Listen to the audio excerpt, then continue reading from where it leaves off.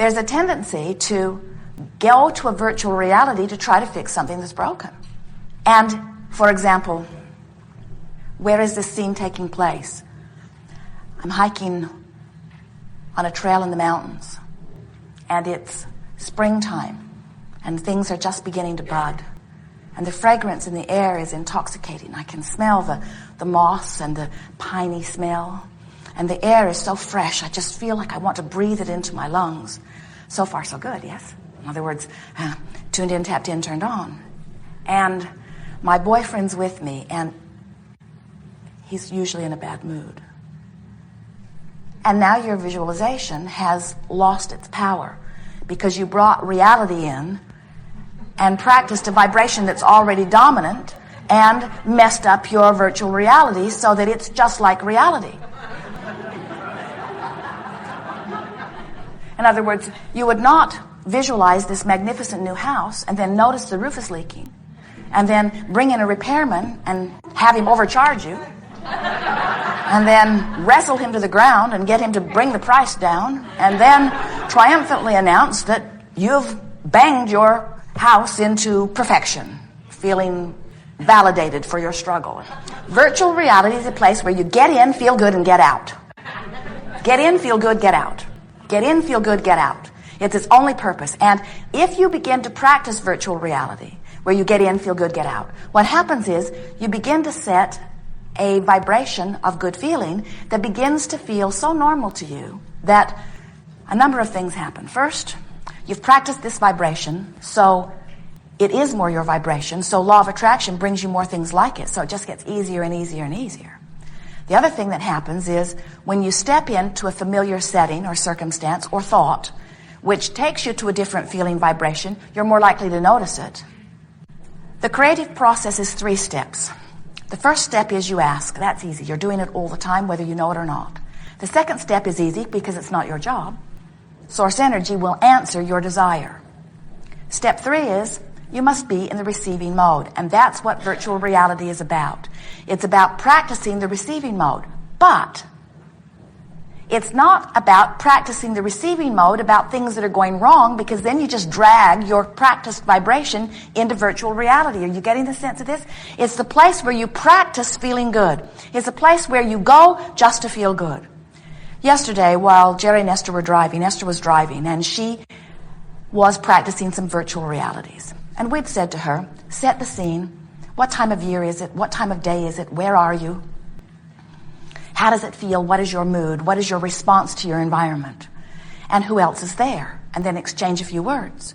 So Esther is romping along, just having a wonderful time, going to place after place. And then she got to this point after about an hour of just dabbling with it, where she said, I think I will just choose high points in my life where all I have to do is remember those moments. So she remembered her first moment in Hawaii the first time and the way she felt. That feeling of anticipation and that feeling of exhilaration and that feeling of wonder and that feeling of amazement at the way the air felt and the way the air smelled. Just that first moment, that first feeling of anticipation. And then we said, get out. In other words, don't drag your bag through the airport. Don't go through the agricultural inspection. Just find that high point, remember it for a moment, smell something, breathe the air in, feel it, and then get out. And then pick another high point and another high point and another high point and another high point until what happens is you deliberately orient yourself into the vibration that is natural to you. You return to the vibration that you expected when you came forth into this environment. It is an attitude of wonder. It is an attitude of excitement. It's an attitude of passion and expectation. And it's an attitude of unlimitedness. It's an attitude of well-being. It's the attitude that is your source. And when you dabble in it only for 30 seconds at a time, what happens is your source is there for 30 seconds. Your source is there for 5 seconds. You're full of yourself for 2 seconds. You're full of yourself for another second. You're full of yourself. And what happens when you deliberately conjure a vibration that makes you full of yourself, when you're not full of yourself, you notice it more. So what happens is you can hardly stand it when you're not there. The virtual reality process is a process where right now I can feel good. Right now I can feel good. And the more you practice it, then the more able you are to, right now, feel the way you choose to feel. Feeling good means everything. It means everything. This morning, we said to Esther, turn on the television. She turned it on, found a cartoon. And they were singing a song about use your imagination and go anywhere you want to go. And we said, now that's more like it. Use your imagination and you can go anywhere you want to go. When Jerry came back to the room, Esther said, it's interesting. We've been hearing this message as children about magic and fantasy and using imagination. Walt Disney understood it. He made it something that he teaches to all of the children. And Esther said, but now it's time for us to begin understanding that it's not just imagination for the sense of having some fanciful moment. It's not just a childhood whimsy just to make a child feel happy in the moment. It is the center of our lives. It's about using our imagination to be happy, not just because it's better to be happy than sad, but because everything hinges upon the way we feel. Everything is about our vibrational countenance. So, here you are, on the leading edge of thought. Not here to save the world. It doesn't need saved. It's doing very well. Not here to fix something that is broken, because it's not your work. And you don't get to decide what's broken for anyone else anyway. You are here as leading edge creators with this magnificent contrasting palette to choose from, giving birth to steady, continual desires with a source that hears you and adores you and answers you. And now your work is just to vibrationally continue, to be vigilant about knowing where you are vibrationally. It should not be a difficult thing to want to feel good, and we don't think it is. We think every one of you wants to feel good. And now we want you to understand that it is not a difficult thing to feel good. It's just a matter of choosing the thoughts that feel good. We want to give you such reason to do it, not because if you don't do it, some terrible thing will happen, but because any moment that you are not joyful, you are not who you are. You are but a shadow of who you are, and so you are not fulfilling your purpose, your desire, your reason for being here. And it isn't that someone else is standing back in a place of disappointment. It's just that it is such a waste for you. It is such a waste to be standing in a moment where you're not allowing yourself to be fresh and alive and alert and clear and sure and happy and unlimited and eager. In other words, this is who you are. You did not say, I will go forth and struggle my way to happiness. You knew it could not be, because even if you could, can you not feel the waste of that? Struggle, struggle, struggle, struggle, struggle, struggle. Having struggle, struggle, struggle, struggle, struggle, struggle. Why not happy, happy, happy, happy, happy? Why not joyful, loving, appreciative, happy, exhilarated, vibrant? Why not be the eternally joyous being that you are? Why not train yourself? It's so easy to do. Train yourself back. There's just one very complicated concept that you have to accept. Just this one really hard thing to understand.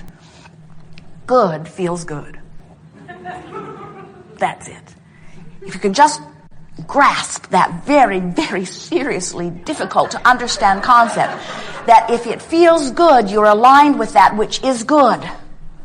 And that negative emotion is your indicator that you have departed vibrationally from source temporarily.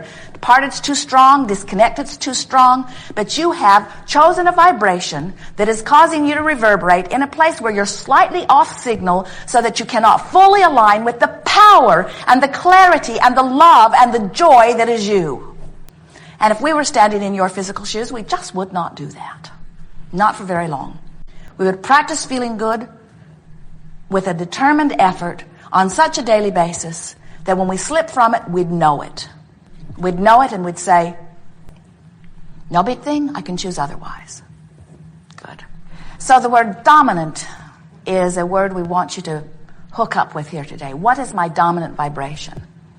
The other word is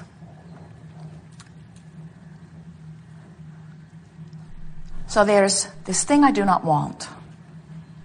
And I say, I don't want you in my experience. But as I give my attention to this thing that I do not want, I have activated it.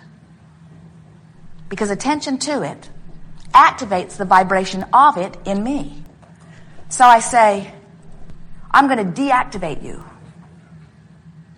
Can't do it. You can't deactivate something because the whole time you're focused upon this thing you want to deactivate, what are you doing? Activating it.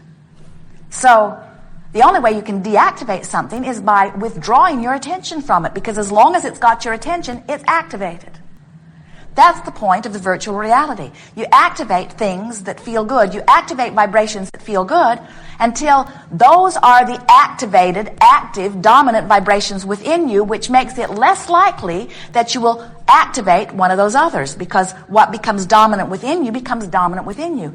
Now, that's not to say that you don't have some old issues that you've been dragging around that are not activated all the time, but when they come up, you know they've come up. And so often you say, well, I've got this issue. I'm going to wrestle it to the ground and kill it. And we say, no, you're not. You're going to activate it. You're going to make it more alive in your vibration. You're going to give it your attention. You're going to activate it within you. And then what's law of attraction going to do? It's going to help you remember more things just like it. And it's going to bring to you other people that have that same issue activated. And it's going to rendezvous you with magazine articles, television programs. It's going to hook you up with all kinds of things that are like that are already activated. And you're going to have the experience that you do not want, because you cannot deactivate something that you are trying to deactivate, because trying to deactivate it activates it. Nice to know, isn't it? So how do you deactivate this thing you do not want? By activating something else. So if I have sickness that I want to deactivate, should I focus upon the subject of a well body? We wouldn't, because when you focus upon the subject of a well body, you're going to activate your dominant vibration. When you pick up on the subject of my body or my health and the dominant vibration is one of worry and concern, when you try to work on feeling better, you just activate the vibration where it is. So that's why we don't want you to go to Hawaii and work on your body. Because if you go to Hawaii, in other words, in the virtual reality, as you go there, you're on the beach, the sun is shining, you feel wonderful, you're taking a walk, you're going to get fit. Your visualization goes south. Because what you've just done is reactivated the already troublesome vibration. So that's why we say, get in, feel good, get out.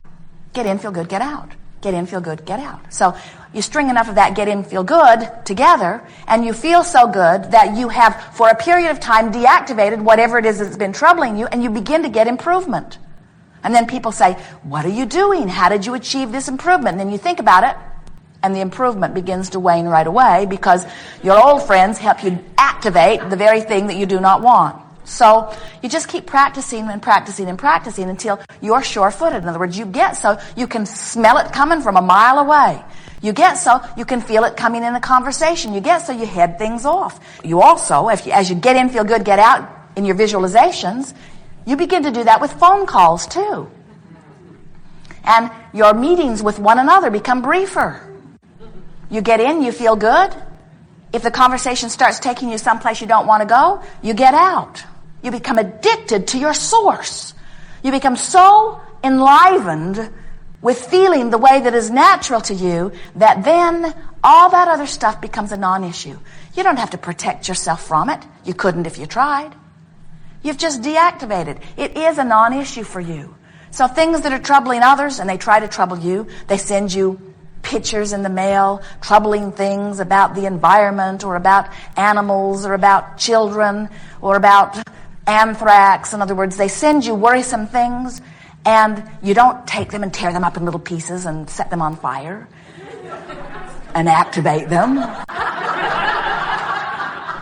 They're a non-issue. They're a non-issue. They don't have anything to do with you. They don't have anything to do with you. They don't fire you up. They don't worry you. They're a non-issue, because the issues that matter to you are so activated.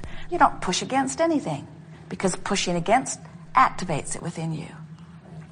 We're eager to visit with you about anything that is important to you. You'll discover a delicious unfolding. Sometimes somebody else will ask your question. That will be good for you, because you're more likely to hear the answer to your question if you're not asking the question. Why is that? Because when you ask the question, you activate the trauma that is causing you to ask it to begin with. And we want you to realize that you're always asking.